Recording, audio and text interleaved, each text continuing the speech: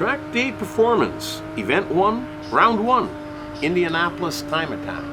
Hello there everybody and welcome to OpenFed Gaming. I am the OpenFed. Today we're driving a Porsche 911 GT3 RS. We're driving it in our semi-pro track day season in a track day performance event called the Time Attack. We're driving in Indianapolis, USA at the North Circuit.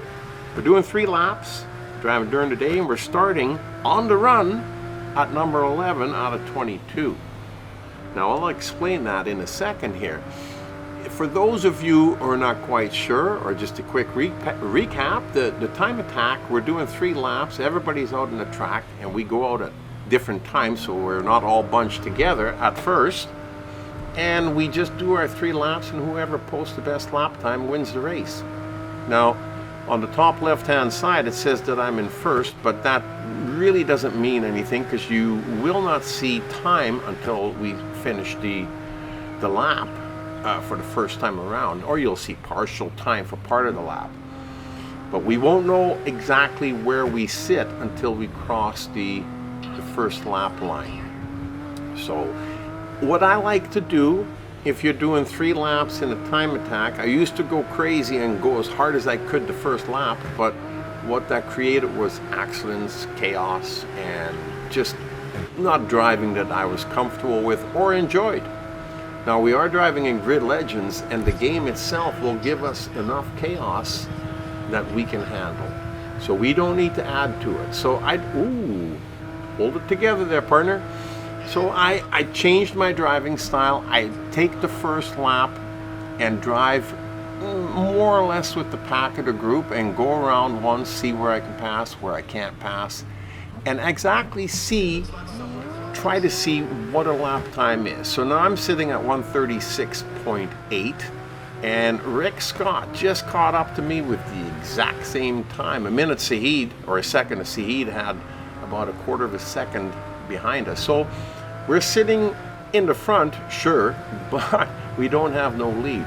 So knowing that, now you know that going into your second lap, you got to go a little bit faster to get better time. So that you can accomplish by just passing a few cars in your second lap. Now, if you don't care about going any faster, you can just do that and cruise along and get a better time, and hopefully you would win. But we're going to take a look after our second lap to see how much better of a lap time that we have. And if it's not enough, then we're going to have to go even faster yet again in our third lap. Now, the saving grace is right here. You got a nice long straight stretch so you can step on it and really make up a little bit of time. But we'll see where we end up because we're almost there. And then we've only got 1 lap left to go. So as we're crossing the line, now we're sitting at 1:35 point almost 2. And Rick Scott is only behind us by about 1.5 seconds, or a little bit over 1.5 seconds, which is not a lot of time because he can make that up in any of the laps. So we're going to try and go a little bit quicker and see if we can drop that time and keep our first place position. So that's the strategy for Time Attack, and it seems to work quite well for me. Now this race being 3 laps, only 3 laps really, is really quick. It's over in no time, and this car is an absolute dream to drive. It really handles the road well, and it sticks like crazy, and it's very hard to spin out with it. So you can really push it a little bit harder and try to get a better lap time.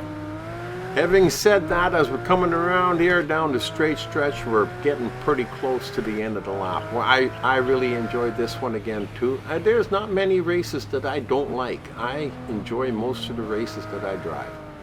And I hope you enjoyed looking at it and seeing, and if you liked it, give us a thumbs up. Anyhow, you have a great rest of your day. Hope to see you back at OpenFed Gaming again real soon. Until then, you've been racing with the OpenFed.